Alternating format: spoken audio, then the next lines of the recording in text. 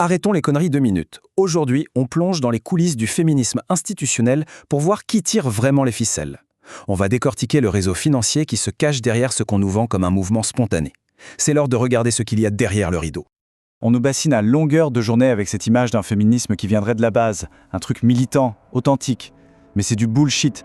La réalité, elle est documentée dans des rapports publics que personne ne prend la peine de lire, et elle est beaucoup moins glorieuse, et surtout, bien plus organisée. Et voilà la vérité, la voilà. Le féminisme institutionnel, en fait, c'est une machine de guerre idéologique, un réseau transnational qui est gavé de pognon par des fondations privées avec un agenda politique ultra précis. Ce n'est pas une théorie du complot, non, c'est un véritable plan d'affaires. Alors voilà le plan. On va suivre le pognon pour voir d'où il vient. On va identifier les marionnettistes et leurs motivations, et à la fin, on se demandera pourquoi, bordel, personne ne parle de ce montage alors que tout est public.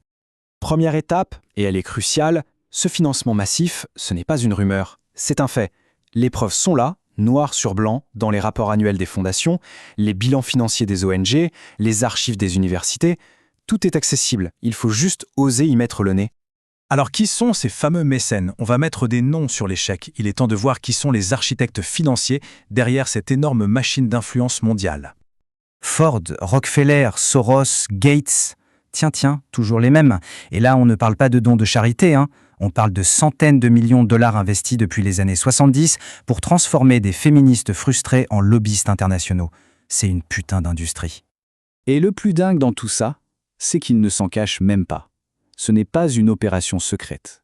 La fondation Ford, dès 1985, se vantait tranquillement dans ses rapports de merde d'être un acteur majeur. Ils sont fiers de leur agenda. C'est complètement assumé. Vient alors la question à 1 million. Pourquoi tout ce fric? Oubliez la philanthropie et ça c'est du bullshit pour la galerie. Il s'agit en réalité d'un projet politique et idéologique, froidement calculé, pour redessiner la société de fond en comble. Voilà leur plan de bataille. C'est complètement taré. 1. Défoncer la famille et les normes de genre. 2.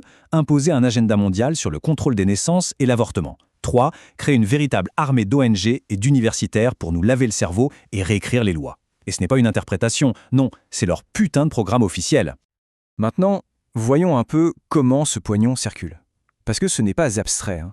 Il y a de vraies autoroutes financières qui vont directement des coffres-forts des fondations aux poches des organisations sur le terrain.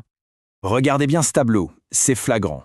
Le Global Fund for Women, une des plus grosses machines féministes, arrosée par Soros, Ford, Rockefeller, l'ONU Femmes, pareil, les fondations privées y injectent un fric monstre, et les départements de Gender Studies qui forment les futurs connasses finis, eh bien ils ont été créés et sont financés par Ford et Rockefeller. Bordel, tout est là, juste sous nos yeux. Et c'est là que le système est vraiment vicieux. Parce qu'en réalité, il y a 2 types de féminisme, et ils n'ont absolument rien à voir l'un avec l'autre. Et il ne faut surtout pas les confondre. D'un côté, t'as le féminisme de terrain, la militante qui se bat avec 3 francs 6 sous pour une cause locale. Et de l'autre, t'as le monstre, l'industrie du féminisme institutionnel. Eux, ils sont blindés de thunes, hyper coordonnés, et leur seul but, c'est d'infiltrer les États, les médias, l'école. La petite militante de base, elle, se fait manipuler sans même savoir que son association est une marionnette payée par Soros. Faut qu'elle aille toucher l'herbe un peu. Ce qui nous amène à la dernière question, et pas des moindres. Si toutes ces infos sont publiques, vérifiables, pourquoi, bordel, personne n'en parle? Pourquoi ce silence assourdissant dans les médias? Comment est-ce qu'une machine d'influence aussi massive peut opérer à la vue de tous, au grand jour, sans que personne ne bronche? La réponse, elle est à la fois simple et absolument dégueulasse. C'est un putain de cercle vicieux. Les mêmes milliardaires qui arrosent le féminisme sont aussi ceux qui financent les grands journaux et les universités.